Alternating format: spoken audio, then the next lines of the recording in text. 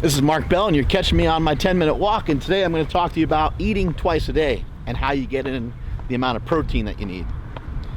So in a recent video, I talked about only eating twice a day, and I also mentioned eating 1 gram of protein per pound of body weight.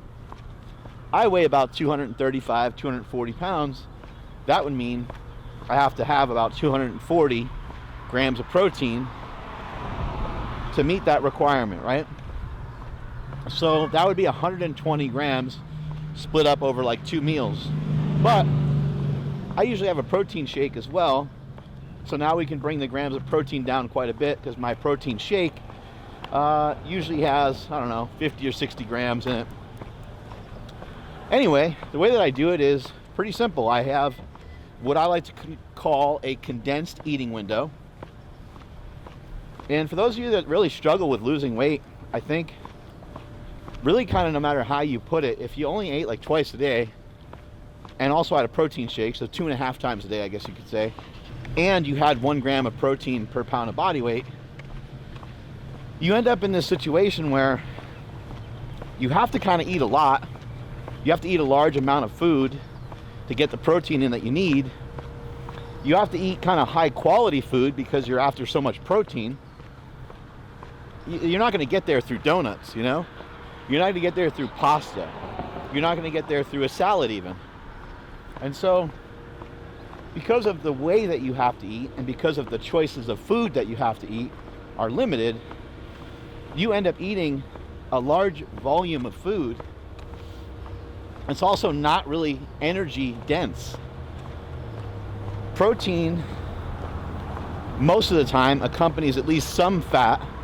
And so there'll be some energy from fat, but protein in nature, except for in like nuts and except for in milk, doesn't accompany carbohydrates.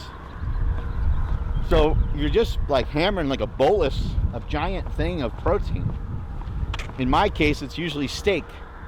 Sometimes it might be ground beef. Sometimes it might be a hamburger.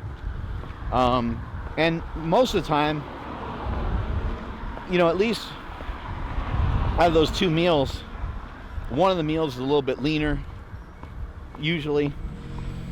The other one could be a little fattier because the fat content just doesn't matter that much, because I'm only eating it in like 1 meal that I'm having a large amount of fat in. So how do I get my protein in? It's actually really easy.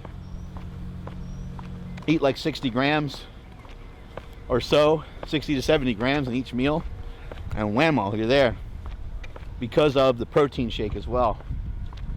You don't necessarily have to have a protein shake though to get there, and actually you would be even more full if you chose not to have the protein shake, because you'd have to eat more food. The reasons why I lay this stuff out like this is because it's supposed to be hard intentionally, because I want you to feel like when it is time to eat, that's actually kind of hard, and that you actually have to kind of stuff yourself. So if you feel like you're kind of eating a lot, that's a great way to feel. That's the way you should be.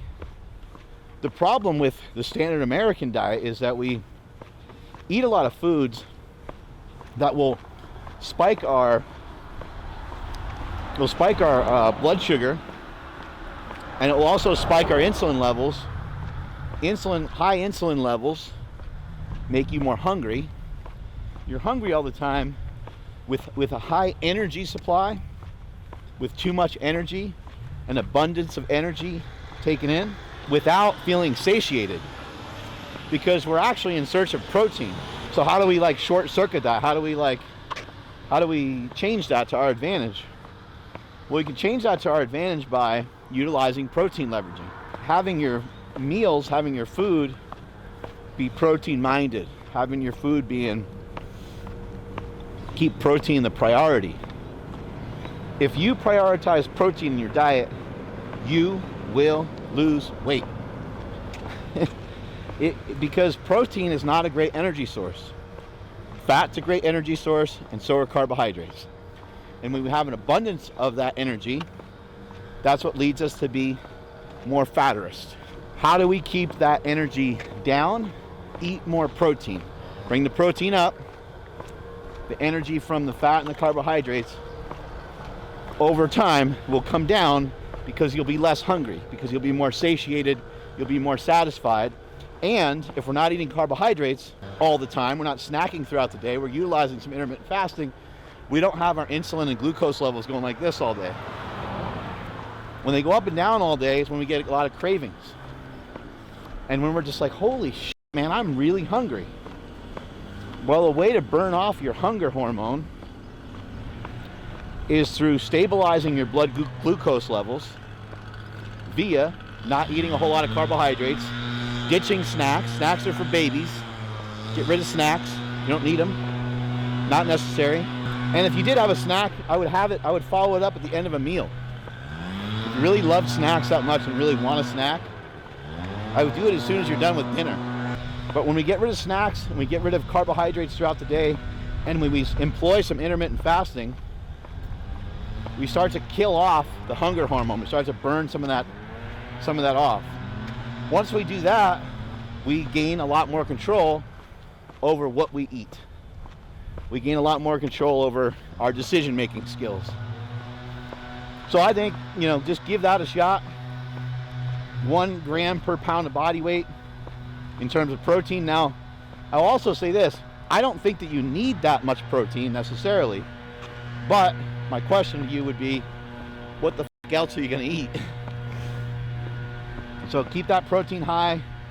If you wanted to even consume more food, you can ditch the protein shake, because I usually have 2.5 meals every day. You can also, if you want to eat even more food than that, you can eat vegetables at both meals. But again, just make sure the vegetables aren't accompanying a whole lot of other calories that may not be necessary to your meal. Don't go out of your way to eat like disgusting amounts of fat, but you could have some whole eggs, you could eat some bacon, you can eat some cheese, you could put some butter on stuff, but there's probably not a lot of great reasons to go over about 100 grams of fat in a day for most people, most of the time. I would also say the same is true with carbohydrates. Probably not a lot of great reasons to go over 100 grams of carbs for most people most of the time. And then your protein, as always, like I say, protein is more stagnant, 1 gram per pound of body weight approximately. Strength is never a weakness, weakness is never a strength. Catch you guys later.